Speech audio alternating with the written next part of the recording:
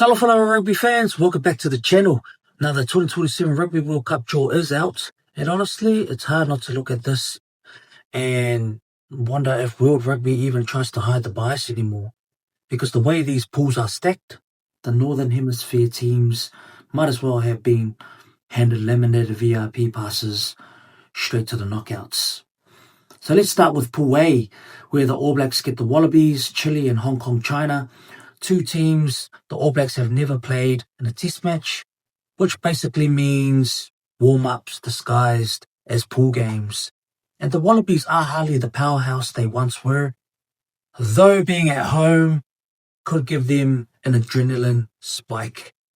And then Pool B is where the real heat, yes, the world champs, Springbok and Italy, Georgia and Romania.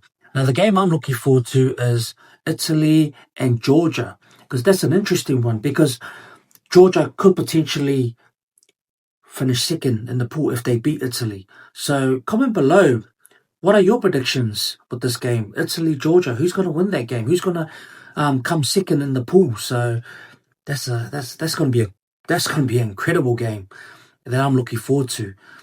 But I guess, like, when you think about it, it's a classic case of champion being thrown into a weak pool to glide through untouched, which sets up the near guaranteed All Blacks vs Springbok quarterfinal that everyone already know is coming. People keep asking what All Blacks needs to do to avoid South Africa in the quarters, and the answer is simple.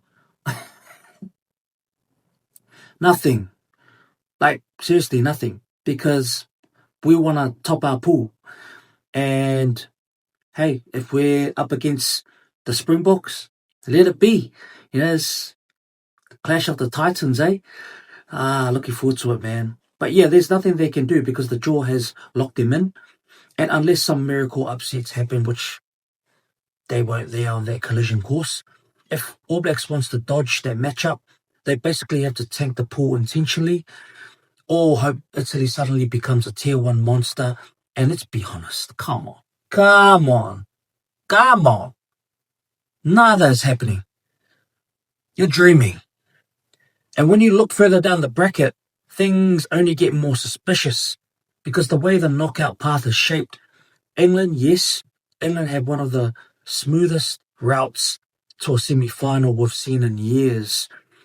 While the All Blacks get thrown into a quarter-final fistfight with Springbok, England stroll through Pool F, likely catch a favourable round of 16 opponent, and then land in quarter-final that sets them up perfectly to ambush a bigger side like France.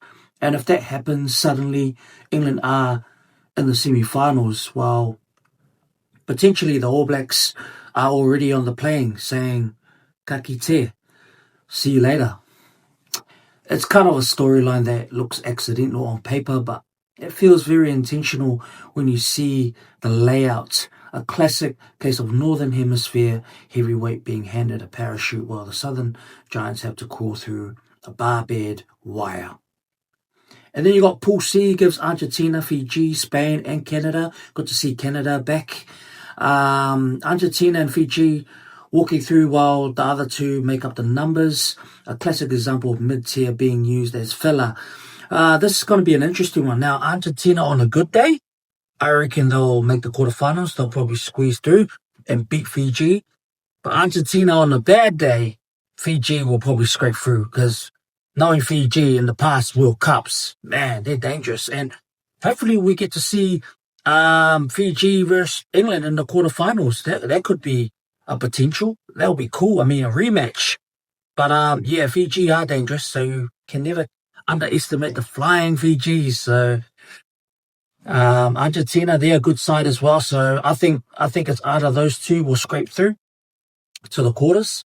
But I think Argentina, if they're good on the day, they'll make it for sure.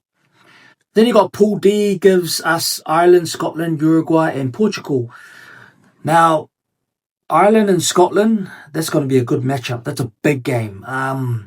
Ireland on decline at the moment. Scotland are on a rise. But let's be honest here. Ireland are the favourites. And they're going to win this game. And they'll beat Scotland. Uruguay is another dangerous side you can't underestimate. They're on the radar as well. They can upset any team. We've seen it before. Portugal, yeah, that won't be a worry for Ireland and Scotland, and potentially Uruguay as well. So I'm pretty sure it'll be Ireland, topping Pool D, and Scotland, and then Uruguay, third. So I think that's the way it's going to be, in my opinion. But yeah, which might as well be written as Ireland and Scotland, because like I said, because Uruguay and Portugal, as much as everyone loves their stories, I'm pushing past two of the best teams. But Pool E is France, Japan, USA, and Samoa. Yes, France should dominate. Honestly, they're gonna top Pool E, and it's obvious. You've got Japan, they are unpredictable but fading. USA haven't been relevant in years. Samoa are dangerous, but under-resourced. Basically, France on cruise control, so they're going to top Pool E. And I think Japan potentially could come second in their pool, because Samoa, the way things are at the moment, I don't know. I mean, Tusi needs to come up with a plan here, because he needs to select some good players, and with the eligibility rules, that could be an advantage to Samoa.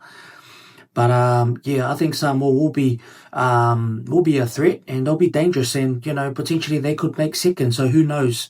But Japan, they're finding their form under the leadership of Eddie Jones. So who knows? They could upset Samoa, and beat them, and finish second in the pool. So yeah, who knows? Who knows? So it's an interesting one. So let us know your thoughts. Who will be second in that pool? Pool E. Will it be Japan or Samoa? Let us know your thoughts. And Pool F is England, Wales, Tonga, and Zimbabwe. Yeah, this one's this is tough. Because you got England, Wales, right? I think England will scrape through, and they'll definitely dominate Pool F. Wales, they're slowly rebuilding. I think they'll make the quarterfinals. I think they'll finish second in the pool. It's either Wales or Tonga between those two teams. But I think Wales will definitely make the quarterfinals. But who knows? Who knows? Zimbabwe is another team to not underestimate. They beat Namibia, so they've qualified for the Rugby World Cup, and they could be a team with full of surprises. Who knows? So there could be Zimbabwe second. I don't know. It'll be interesting. Imagine them finishing second in the pool. Whew, crazy. Which feels like committee deliberately created the easiest possible escape lane, obviously, for England and Wales at a time when both teams been struggling. Tonga could steal a scalp, like I said, but let's not pretend Northern Hemisphere heavies weren't cushioned here. And honestly, that's what makes this draw stand out compared to past World Cups. Usually there's at least an attempt to balance the pools, some balance of fairness, but this one feels like it was built to protect Northern Hemisphere ticket sales and guarantee certain marketable quarterfinals and semi-finals. Australia hosting again adds more pressure, because the last time they hosted was 2003. They were defending champions and still fell short to England, and now they are trying to stage a revival tournament. But the structure looks suspiciously like a marketing blueprint rather than a competitive one.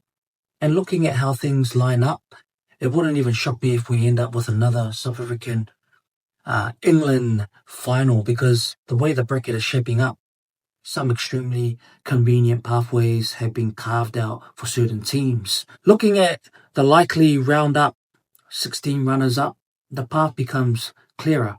Argentina, Ireland, and France are all likely to top their pools, meaning their opponents, Fiji, Scotland, and Japan, respectively, could emerge as the runners-up. Fiji versus Argentina could be close, given Fiji's flair and physicality, but Argentina's structured play will likely see them through. Scotland behind Ireland could benefit from their discipline style against mid-tier opposition, but I think Ireland will be too strong, so I reckon they'll beat Scotland. While Japan will test France adaptability, but probably fall short against France depth. I think these runner-ups will make the first knockout round competitive, but are unlikely to stop the traditional powerhouses from progressing to the quarters. Historically, World Cups pools have had at least 2 or 3 generally tough groups, but 2027 feels like the most loop-sided, engineered draw yet. And through all of this, the All Blacks remain in the same story. Tough route, heavyweight opponent early, and the only way to rewrite it is to smash through every opponent regardless of how the draw is stacked against them. But let's not kid ourselves. The All Blacks versus South Africa in the quarterfinals is definitely happening. It's locked in, and it's brutal, and it's unfair, and it's exactly the kind of thing World Rugby will claim as random. But anyone with eyes knows better. Expect a South African final is not just possible, it's plausible. The Springbok have a path that avoids other Southern Hemisphere powerhouses until the semis, giving them a tactical advantage. I reckon England's cushion route may see them meet France or Ireland in the semis, but the physicality, experience, and strategic nouns of South Africa could see them slip past any Northern Hemisphere giant that comes their way. Combine this with the All Blacks' early exit in the brutal quarterfinal, and suddenly the narrative shifts. South Africa cruising through the bottom half of the bracket, England or France fighting through the other side, sets the stage for a blockbuster Springbok final where the Springbok methodically dominance could shine on the ultimate stage. Anyways, let us know your thoughts in the comments below. You happy with the draw? What excites you about this draw? What games are you guys looking forward to? And is this draw rigged? You know, honestly, is it rigged? So yeah, let us know your honest thoughts. Thanks for tuning in. Keep supporting your rugby teams and keep the rugby spirit alive. And we'll see you in the next video.